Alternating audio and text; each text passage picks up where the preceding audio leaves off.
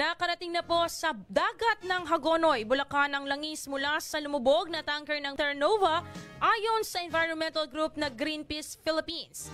Mula sa aerial footage, nakuha ng drone kita ng langis ang 4 kilometer mula sa baybayan bandang hapon, July 28, 2024.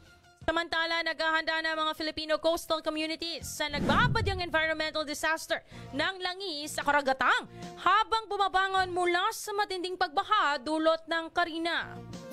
Sa kaugnay po na balita, nagtungo ang Greenpeace Philippines at Oceana sa Hagonoy matapos sa mga ulat ng nakitang oil slick sa lugar batay sa satellite photos mula sa karagatang patrol. Kinumpirma ito ng mga opisyal ng Barangay Isla Tibaguin na nakakita ng langis nang sila'y lumabas sa dagat upang mangisda noong gabing iyon. Nakita ng campaigner ng Greenpeace ang oil spill bandang 10 o'clock ng umaga kahapon po ng July 28, 2024.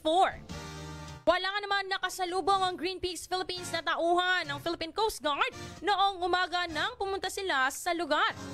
Nanawagan naman ng Greenpeace kay Pangulong Bongbong Marcos na papanagutin ang mga industriya ng fossil fuel para sa pinsala sa mga ecosystem, kabuhayan ng komunidad at kalusugan na dulot nito.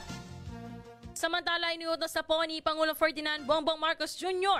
pagbuo ng Oil Spill Task Force upang mabilis na matugunan ang oil spill mula sa Bataan.